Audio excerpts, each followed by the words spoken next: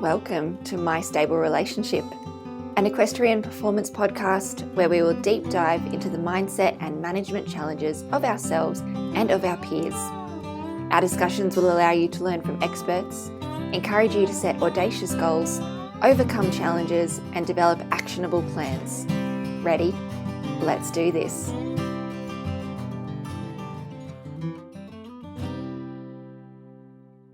Hi everyone, Lauren here, and welcome back to My Stable Relationship. Before we get going, I just wanted to say a massive thank you for all of your support and kind words and feedback after the first episode. I'm super looking forward to continuing on this journey with you about our mindset and management practices. Before I get into today's topic, I wanted to give you an update on me and what I've been up to. So, truth be told, I've actually had to record this episode again because I didn't realize the first time I recorded it, my microphone was rubbing against my scarf and all of the jumpers that I was wearing. So I'm a little bit cold. I have taken off the scarf and the jumpers, and hopefully this audio is a little bit better the second time around. As I'm recording this, we are having a long weekend, which means that everyone in Australia is allowed Monday off work. But any of you who are crazy animal people like myself know that a long weekend is the perfect opportunity to take on a new animal. You have an extra day at home to settle the animal in and make sure that they're okay with your other animals and that they're eating properly and so on. So the perfect opportunity came up this weekend. One of my corporate work colleagues has a family member whose cat had a litter of kittens in early April, and they are all ready to leave their mum and find new homes. So it was an accidental litter, not planned. So I think that the human family will just be really glad to see them find good homes, and then they will have mum desexed. And my cat Tommy passed away in 2019 or 2020, which means that I don't own a cat currently, and I have a spare spot on the couch.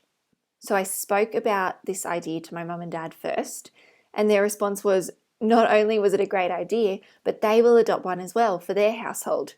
So they have a little Jack Russell who is all alone at the moment.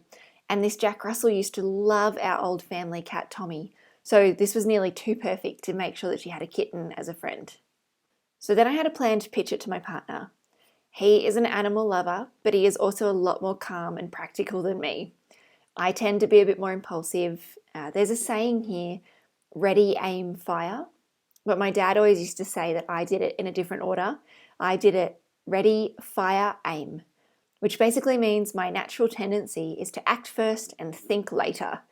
And on top of that, if you leave me to my own devices, I would probably live in the woods with only animals and rarely interact with humans. And I think many of you can relate. So my partner is a good balance for me. He keeps me grounded in my decisions, and he was not convinced that we needed a kitten. And this was very sad news for me. And at this point, I had two thoughts. Number one, it's a bit cheeky, but when I was growing up, my dad used to say to me that it is better to ask for forgiveness than permission. So perhaps I should have just brought the kitten home and asked his forgiveness later. My second thought was, one of the principles that I teach my clients is to carefully choose who in your life you share your ideas, your thoughts, or your dreams with, depending on if you're looking for someone to hold belief for you or to critically analyze. And we will deep dive into this in a future episode because this is such a critical concept. The main point was that I was so excited about the prospect of a new kitten that I did not pause to plan out my action steps at all. I consulted my partner, who I knew would be on the critical analysis side of the fence, and my excitement for the new kitten was brought to a halt by his practical thinking. Now from there, it was my choice to determine if that thinking was useful to me or not, and what to do next. And I seriously did think about just bringing home a kitten still. But instead, I gave myself some time to reflect and just weigh up the pros and cons of a kitten. And in life, we tend to look back on things with rose-coloured glasses, meaning we look to the positive or the things that went well, we long for things. So for example, I was remembering that Tommy, my old cat, used to catch the mice and rats in the stables, and he was so lovely and warm on my lap at night, and he was full of love.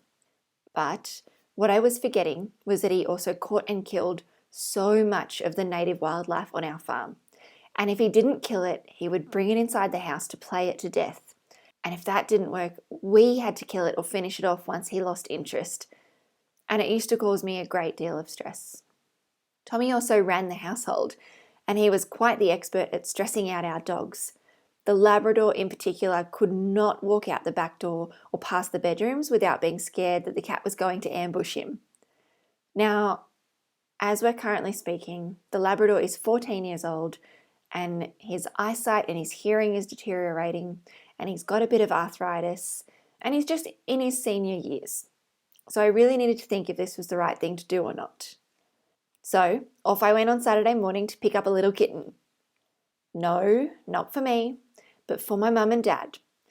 I decided, given the state of my current animals, in particular my Labrador, now is not the time for me, and I am comfortable in that decision, even though I know my partner would have supported me if I had brought one home. The kitten that I picked up for my parents is a beautiful ginger cat with bright blue eyes, and he is super confident already in his new home. I will post some photos of Pumpkin on the socials, so check it out at Journey of Equine. But let's get into the topic today.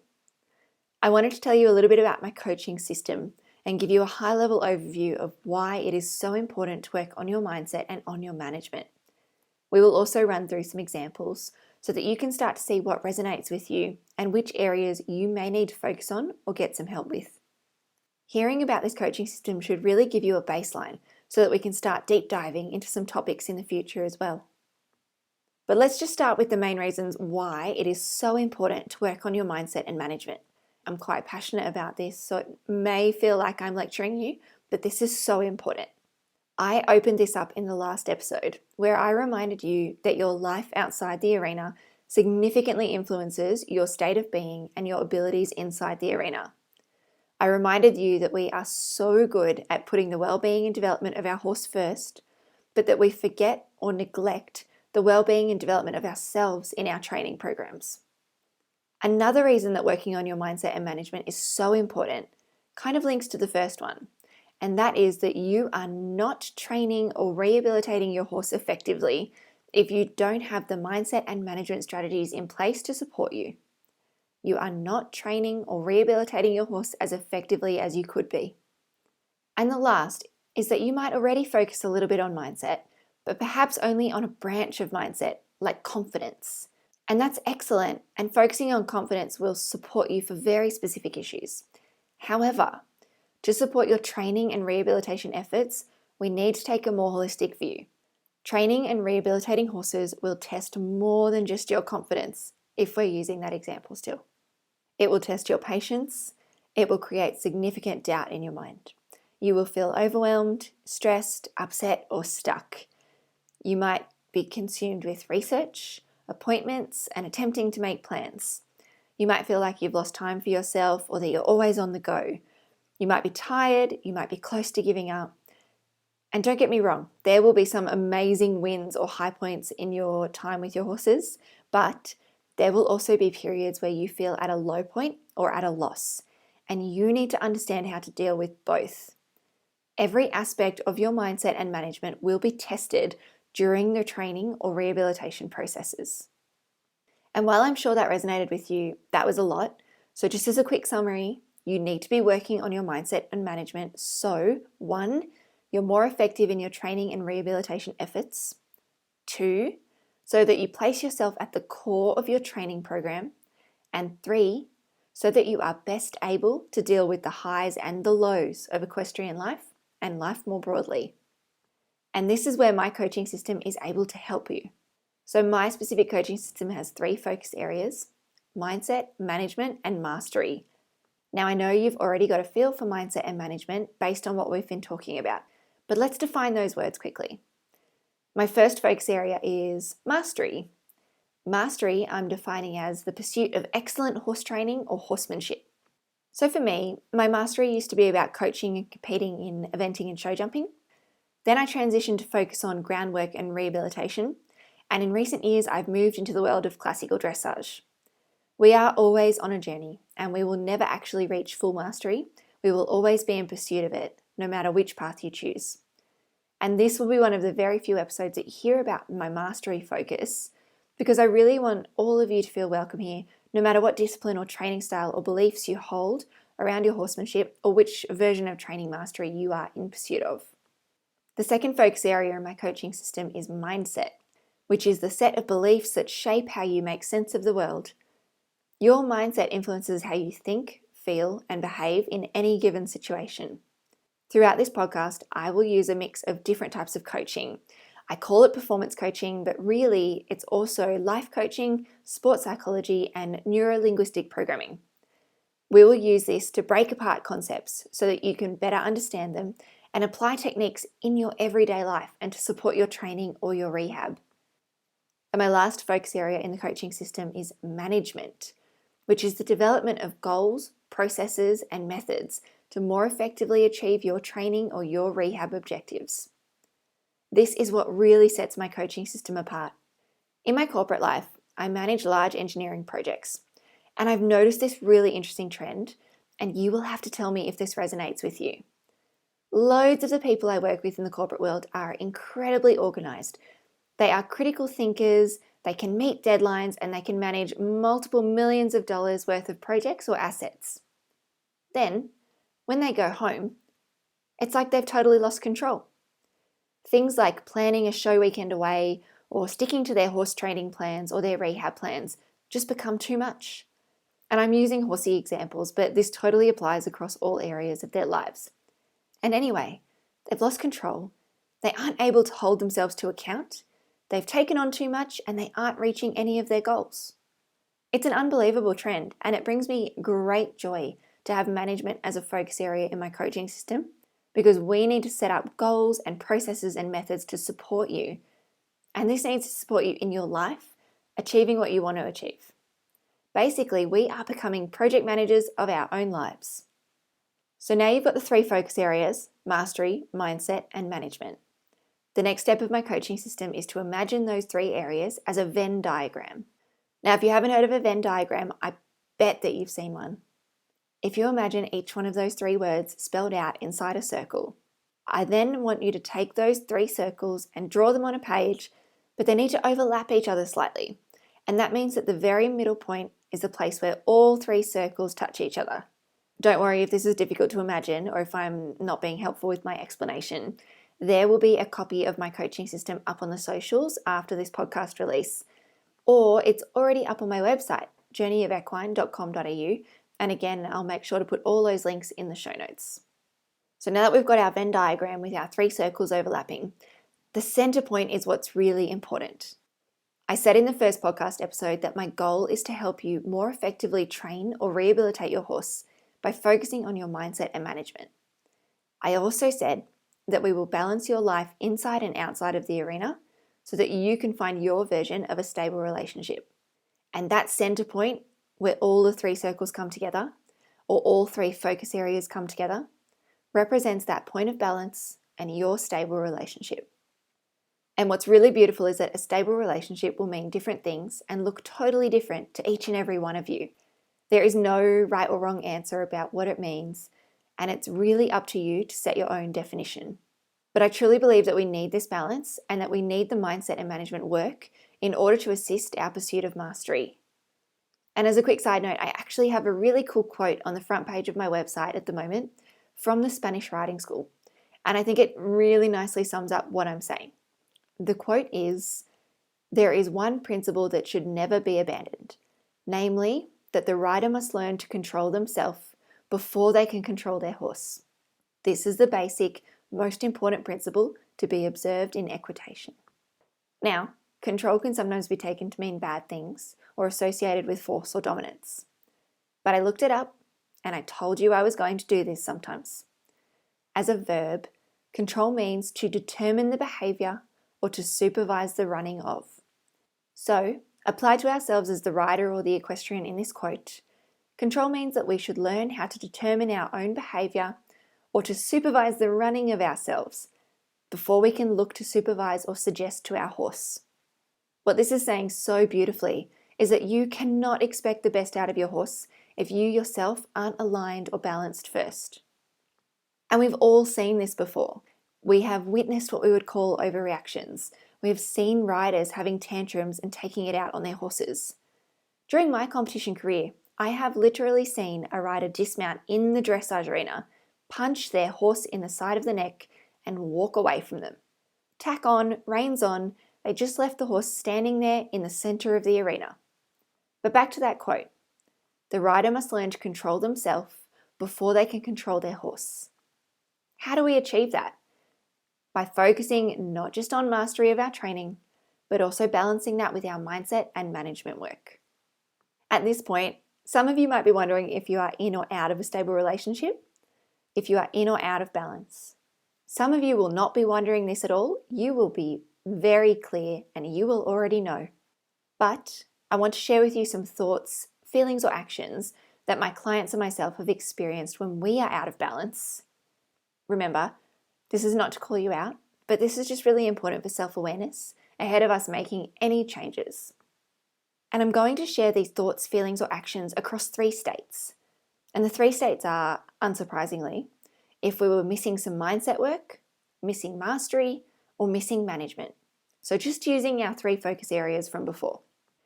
The word missing here doesn't mean that you've lost it all, but rather it's just that there's a little bit of that focus area that could be tweaked to bring you back into balance and back into your stable relationship.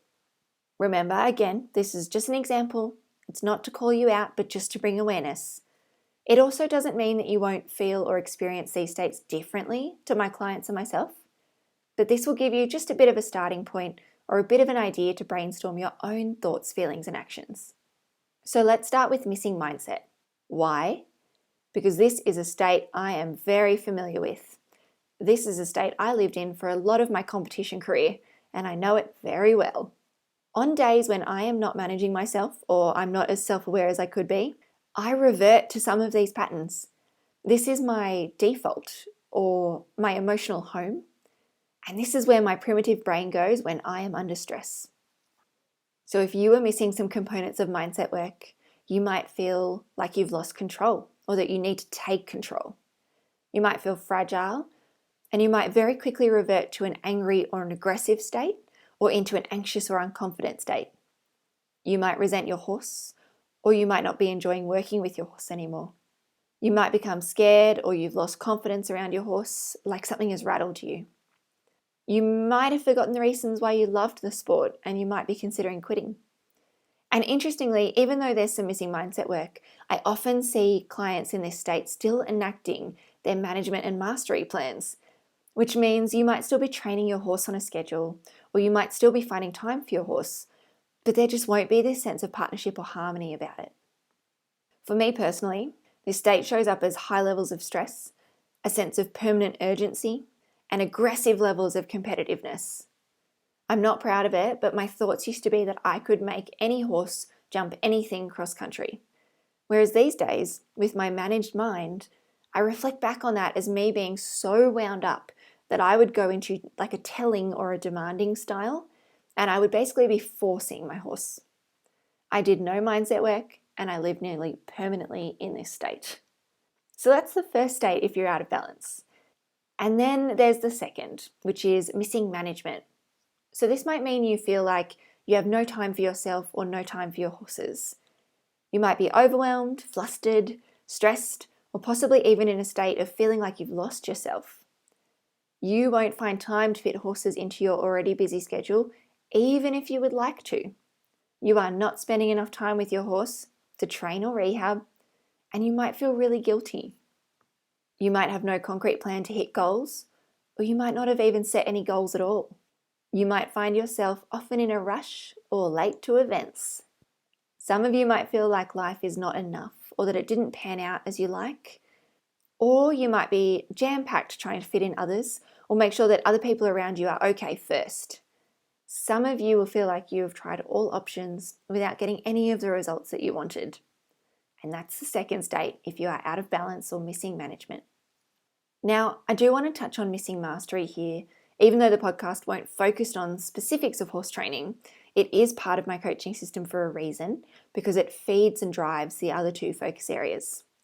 So, if you're lacking in your pursuit of mastery or missing mastery, you might feel like you're not good enough or like you're letting your horse down or that you should just quit. You might be sad or unsure or unconfident with what you're doing and trying. You might experience issues with your horse and be unsure how to resolve them. There might be unclear communication between you and your horse, as in you ask for something and they don't respond like you thought they would. You might feel like your horse does the wrong thing all the time. You might be unsure about next steps, keep needing to consult your instructor, or even I've had clients who are worried to train without their instructor present or without their instructor's approval. The truth is, you are more than likely to find you resonate with one or more of these states at the same time, or that you switch between states, so flowing in and out depending on your circumstances in life at the time. This is totally normal. This is also a system that needs to be checked in on and rebalanced. It's kind of like when you go to the circus and they have the spinning plate act, where there's someone who has multiple poles with dinner plates spinning, and they keep having to run between them and give them a touch-up to keep them spinning so that they don't fall. And it's not like we find our stable relationship or balance point and then never have to do anything again. Obviously, in me giving these examples for each of these states, they are just examples. So these states and the impacts of not being imbalanced play out really differently for each and every one of us, which is why it is so important to define what a stable relationship means to you, so you can more easily spot when you are out of balance. But before we even get to that, I have a small, actionable step for you to take today. I want to start developing your self-awareness around which state you find yourself in as your default. Are you missing the mindset, management, or mastery? I told you earlier that mine throughout most of my competition career was missing mindset. And here's how I started to work it out. Number 1, just have a listen back to the part of this podcast where I gave examples of my thoughts and my clients' thoughts in the 3 states. And I want you to decide which line of thinking resonates the most with you. And action item number 2, I want you to run some check-ins over the next week. I want you to consciously pause, and it's okay if this is at random times during the day when you remember, or if you just do it when you're with your horses, or even if you set an alarm for every couple of hours. But once you've paused, I want you to quickly analyze what you're currently doing, how you're feeling, and if there's an area that you would like to improve on. Now, does that area of improvement fall mostly into mindset, management, mastery, or multiple of those categories? After you've conducted a few of these checks, you'll actually be able to see a trend, and you'll be able to see which state you sit in more often based on your answers. Once you've done this and once you've had a think, connect with me on the socials and let me know what state you sit in. I'm interested if you are similar to me or if you're finding something different and why. I'd love to know. And with that, I just want to say thank you again for tuning in today. Please subscribe to the podcast, follow along on the socials, the links will be in the show notes. Have a wonderful week, everyone, and I'll speak to you soon. Thank you so much for listening. My goal is to help you more effectively train or rehabilitate your horse by focusing on your mindset and management, both inside and outside of the arena. If this sounds like something you'd like one-on-one help with, or if you'd like to follow along for more, come and join me on Instagram or Facebook @Journey of Equine. The links will be in the show notes. Have a great week, everyone.